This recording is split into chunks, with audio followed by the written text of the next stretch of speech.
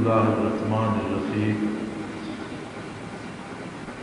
واذکر ربک فی نفسک تضرعا وخیفة ودون الجهر من القول بالغدو والآصال ولا تکن من الغافلین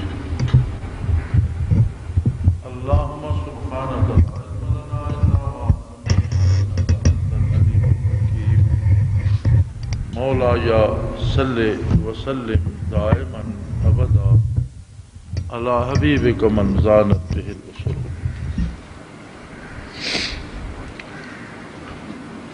نامے پارے میں سورہ اعراف کی آخری سے پہلی آیہ کریمہ ہے۔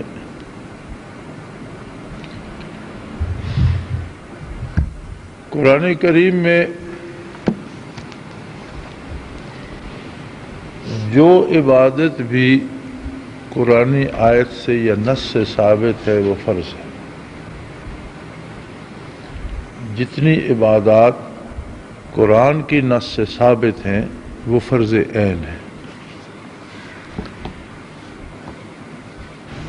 اور تمام عبادات کی حدود و قیود متعین ہیں۔ قرآن میں اجمال ہے، حدیث شریف میں اور سنت خیر الانام صلی اللہ علیہ وسلم میں اس کی تمام حدود و قیود واضح ہوگی۔ قرآن نے اگر نماز پڑھنے کا حکم دیا تو اس کے اوقات، اس کی رکعتوں کی تعداد، اس میں رکوع و سجود، اس میں قیام و جلوس، اس کے سارے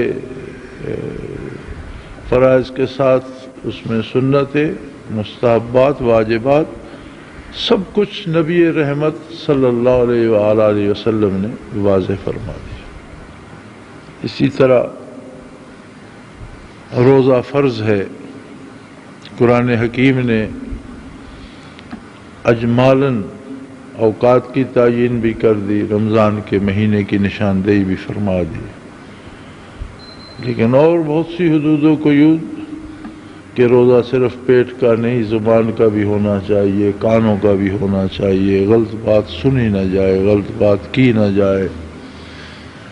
نبی رحمت صلی اللہ علیہ وسلم نے مستحبات تک واضح فرما دی۔ جہاد ہو، حج ہو، زکوٰۃ ہو، تمام عبادات کی اوقات مقرر ہیں، حدود و قیود مقرر ہیں۔ ایک عبادت ذکر الہی، اللہ کی یاد، اور وَاذْكُرِ اسْمَ رَبِّكَ، اللہ کے اسم ذاتی کا ذکر کرو، یعنی اللہ اللہ اللہ کرتے رہو۔ وَتَبَتَّلْ إِلَيْهِ تَبْتِيلًا، اس حد تک اسے لے جاؤ کہ مخلوق، اللہ کے سوا مخلوق تمہاری نگاہوں سے صرف اللہ ہو اور تم۔ تبتل ہوتا ہے انقطاع، کٹ جانا، الگ ہو جانا۔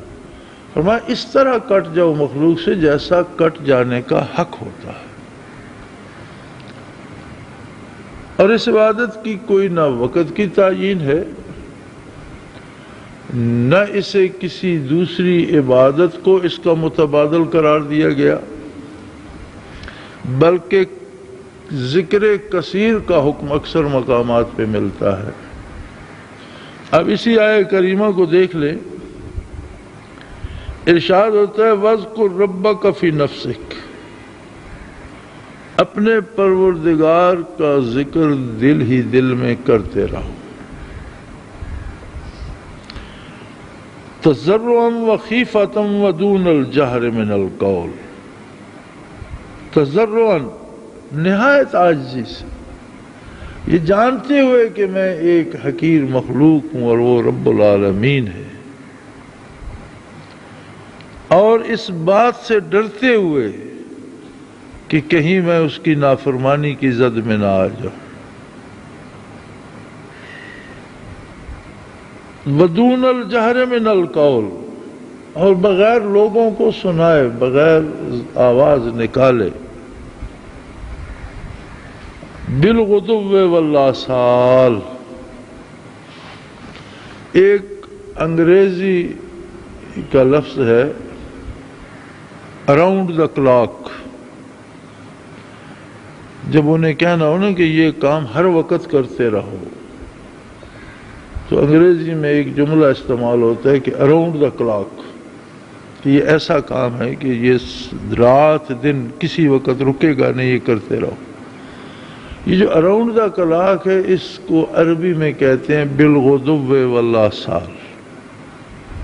لفظی ترجمہ تو بنتا ہے صبح شام، لیکن مراد یہ ہوتی ہے کہ دن یا رات کا کوئی حصہ اس کام کو رکنا نہیں چاہیے. پھر آگے جو قید لگائی وہ یہ ہے کہ وَلَا تَكُن مِّنَ الْغَافِلِينَ، اور کبھی بھی اپنے آپ کو غافلوں میں شامل نہ کرو. اب غفلت، کسی کی عمر غفلت میں بیت جاتی ہے، وہ بھی غفلت ہے. کوئی سالوں کے حساب سے اللہ سے غافل رہتا ہے، برسوں غافل رہتا ہے، وہ بھی غفلت ہے. کوئی ایک نماز چھوڑ دیتا ہے، 4 پڑھ لیتا ہے تو یہ بھی غفلت.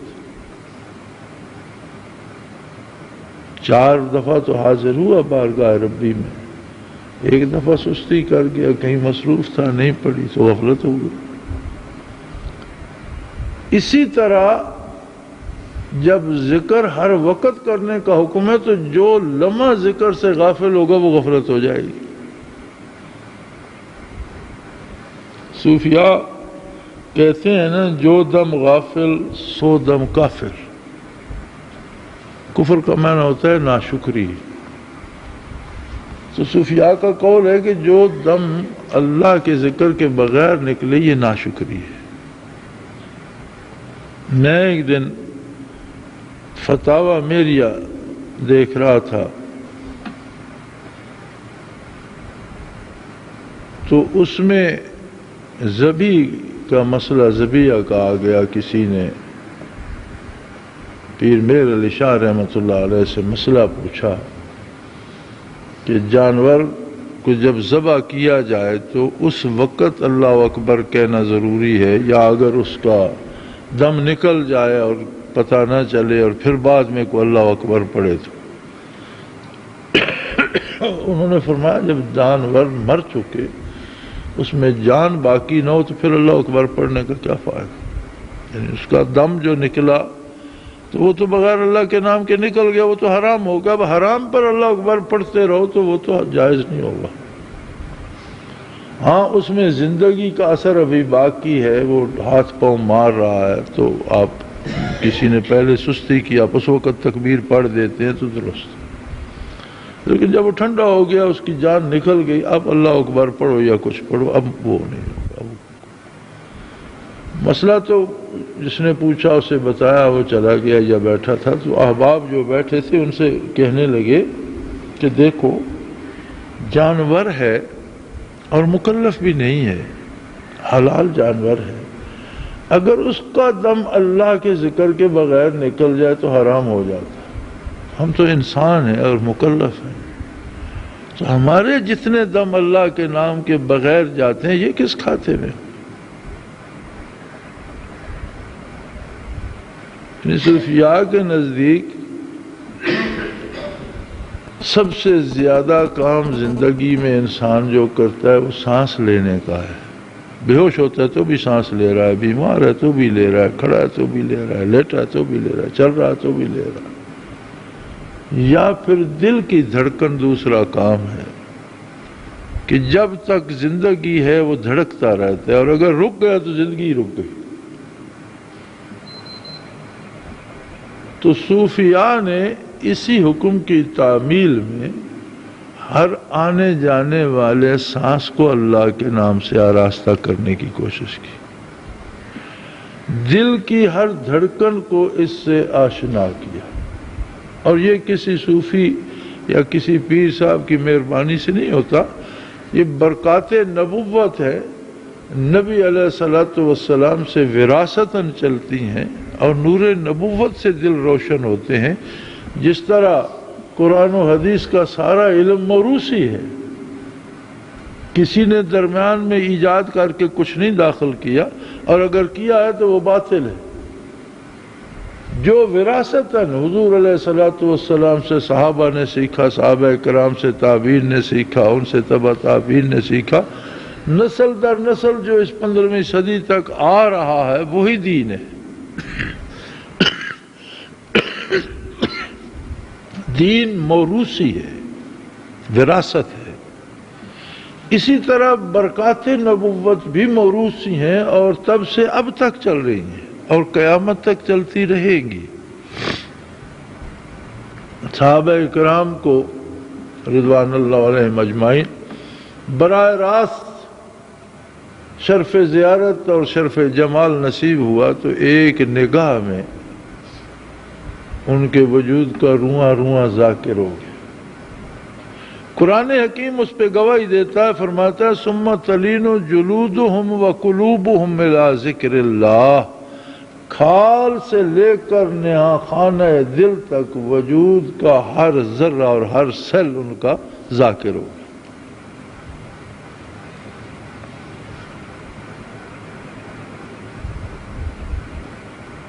صحابہ کرام کی صحبت میں جو بیٹھا اسے بھی خالی فیض صحبت سے یہ دولت نصیب ہوگی اور تابعین کا الگ طبقہ بن گیا۔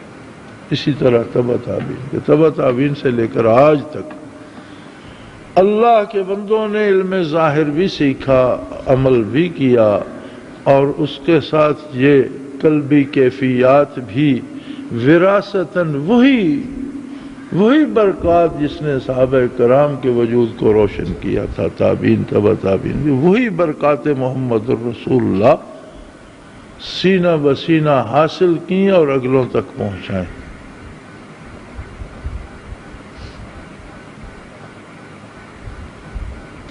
یہ کیسے قیمتی لوگ تھے۔ ہمارے پاس ایک بادام ہوتا ہے، ایک اخروٹ ہوتا ہے، یہ ایسے پھل ہیں جن کے اندر ان کی روح ہوتی ہے اور باہر کا خول محافظ ہوتا ہے۔ دین کی مثال بالکل ایسی ہے، علم ظاہر نہ ہو تو کمالات باطنی کی حفاظت ممکن نہیں ہوتی۔ اس کی اتنی اشد ضرورت ہے کہ اس کے بغیر حضرت رحمۃ اللہ علیہ فرمایا کرتے تھے کہ صوفی یا خود عالم ہوتا ہے یا کسی عالم کے ساتھ وابستہ ہوتا ہے، اس کے بغیر اس کا گزارا ممکن نہیں۔ یا تو خود عالم ہوتا ہے، اور اگر عالم نہ ہو تو کسی ایسے عالم سے وابستہ ہوتا ہے کہ شب و روز جس سے مسائل پوچھتا رہے اور اس کے مطابق عمل کرتا رہے۔ جس طرح بادام میں کتنا قیمتی مغز ہے، لیکن اگر چھلکا اتر جائے اسے ایک چونٹی بھی کھانا شروع کر دیتی ہے، اس کی حفاظت ممکن نہیں رہتی، چھلکے میں محفوظ رہتی۔ علم ظاہر محافظ بھی ہے کمالات باطنی کا اور ان کے حصول کا ذریعہ بھی ہے۔ اسی بادام میں پھل لگتا ہے جس کا پہلے خول بنتا ہے۔ اگر پھول پر خول نہ بنے تو بادام کا مغز کسی نے لگتے دیکھا؟ لہذا علم ظاہر اور اس پر عمل حصول کیفیات باطنی کے لیے از حد ضروری ہے۔ یہ جہالت ہے یہ کہنا کہ شریعت اور ہے اور تصوف کچھ اور ہے، یہ تو جہالت ہے، یہ تو نہ جاننے والوں کی باتیں ہیں۔ شریعت ہی اصل ہے، اساس ہے، طریقت اس کی روح ہے کہ اسی جو شریعت پہ ہم عمل کرتے ہیں اس میں درد بھی پیدا ہو جائے، اس میں حضوری بھی پیدا ہو جائے، اس میں طلب بھی پیدا ہو جائے۔ سجدہ کرے تو تمنا یہ ہو کہ جمال باری پا سکو۔ سجدے میں ایک ذوق اور ایک کیف نصیب ہو۔ تو جس طرح بادام کا مغز بادام کی کھال اور اس کا خول بنے بغیر ممکن نہیں، اسی طرح علم ظاہر اور عمل اور مجاہدے کے بغیر یہ برکات ممکن نہیں۔ لیکن اگر کسی بادام پر بہت سے بادام لگیں اور کسی میں بھی مغز نہ ہو تو وہ بھی جلانے کے کام ہی آئیں گے، ان کا بھی کوئی مصرف نہیں۔ لہذا یہ لازم و ملزوم ہے کہ قرآن و حدیث کا، ارشادات نبوی کا کم از کم ضروریات دین کا علم تو ہو، یا کسی عالم کے ساتھ ہو، پھر اپنی توفیق سے، اپنی ہستی سے پوری محنت کر کے اس پہ عمل کرے، اور کسی صاحب کمال سے کیفیات باطنی سیکھے، تاکہ اس کا دل ذاکر ہو جائے، ہر دھڑکن اللہ اللہ کرے۔ بلکہ اہل اللہ کا عالم تو یہ ہوتا ہے کہ دل دھڑکتا ایک بار ہے اور اللہ اللہ 500 بار کہہ جاتا ہے۔ کیف میں اور عمل میں بڑا فاصلہ ہوتا ہے۔ آپ نے دیکھا ہوگا غصہ ایک کیفیت ہے، تھپڑ مارنا ایک عمل ہے۔ آپ ناراض ہو کر کسی کو تھپڑ مارنا چاہتے ہیں تو ہاتھ اٹھانے میں، تھپڑ مارنے میں تو وقت لگے گا، لیکن جو غصے کی کیفیت ہے وہ ٹیمپریچر ایک دم اپنی ہائٹ پہ پہنچ جائے گا۔ آپ خوش ہو کر کسی کو انعام دینا چاہتے ہیں تو کوئی چیز اٹھانے میں، اسے دینے میں وقت لگے گا، لیکن جو مسرت ہے اس کی جو لہر ہے وہ ایک دم آپ کو بشاش کر دے گی۔ یہ کیفیات جو ہیں وہ عمل کی، دھڑکنا ایک عمل ہے اور اللہ اللہ کرنا اس کی کیفیت ہے۔ تو ہو سکتا ہے کہ ایک دھڑکن میں وہ 1000 بار اللہ اللہ کر جائے، اور وہی مطلوب ہے کتاب اللہ کا۔ فرمایا دانشوروں کی بات قرآن حکیم کرتا ہے کہ یہ زمین کی تخلیق، آسمانوں کی تخلیق، ان فی خلق السماوات والارض، زمین ایک قطع خاک پڑا ہے، اسے آپ کھودتے چلے جاؤ، اس میں کچھ بھی نہیں ہے، لیکن اس پہ بادل برستے ہیں تو اس سے اتنی چیزیں نکل آتی ہیں۔ کہاں سے آتی ہیں؟ کون ان میں رنگ بھرتا ہے؟ کتنے تنکے گھاس کے آتے ہیں، آپ گن نہیں سکتے۔ ہر تنکا گل بکف ہے، ہر پھول کی خوشبو الگ ہے، رنگ الگ ہے، ذائقہ الگ ہے، تاثیر الگ ہے۔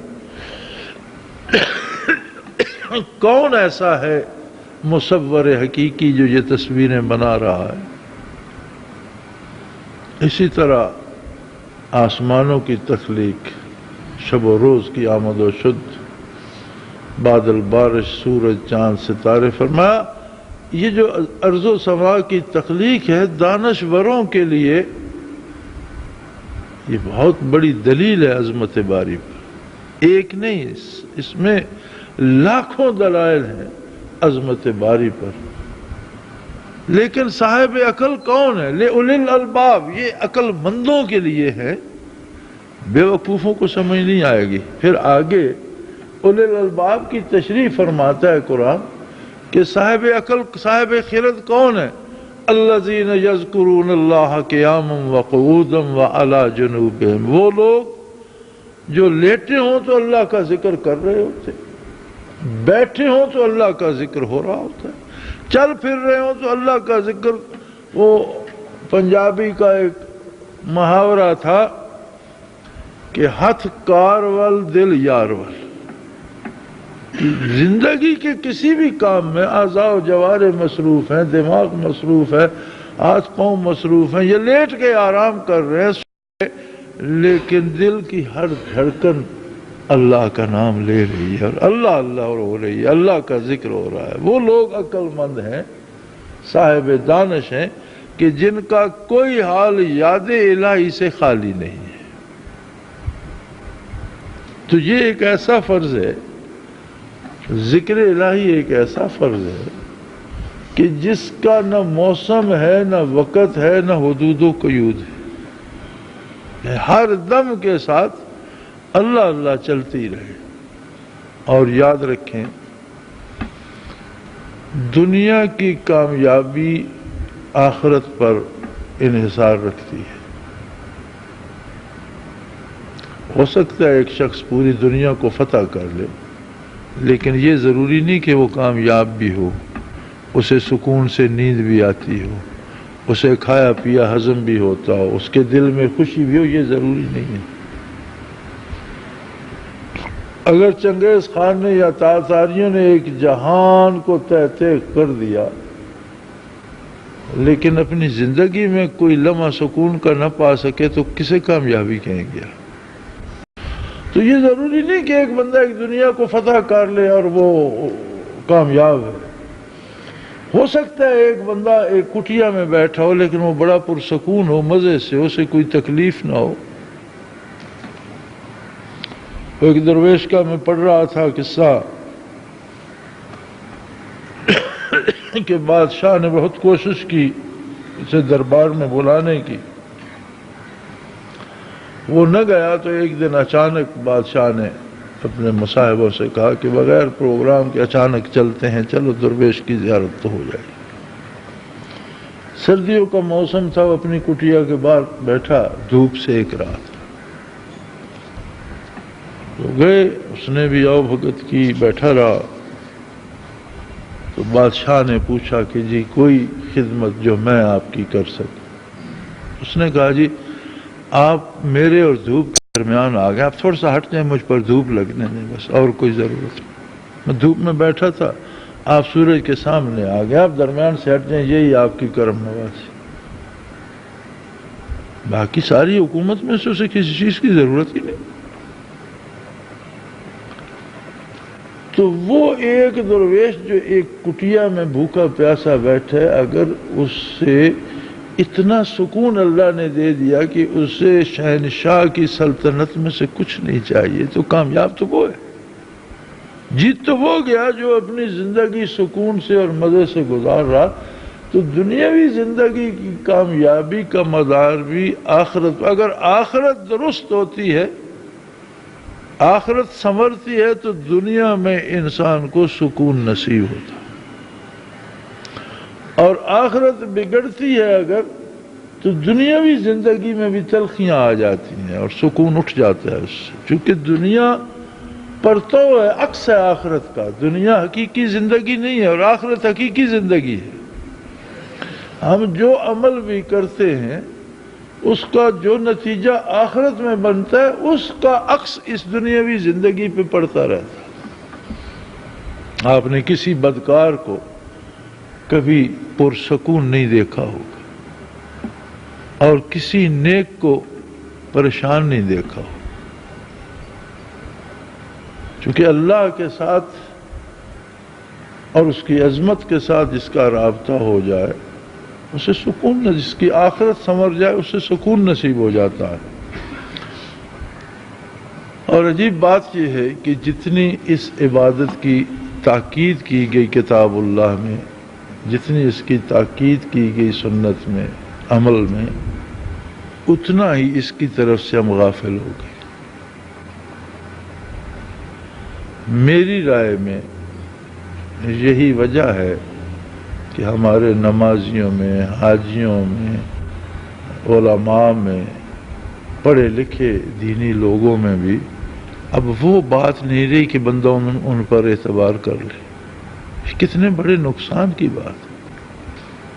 قومی لحاظ سے اگر ہم سوچیں کہ دکاندار ہے، اس نے 10 حج کیے ہوئے ہیں لیکن ہم اعتبار نہیں کر سکتے کہ یہ بہت ٹھیک بتا رہا ہے، کیا فائدہ؟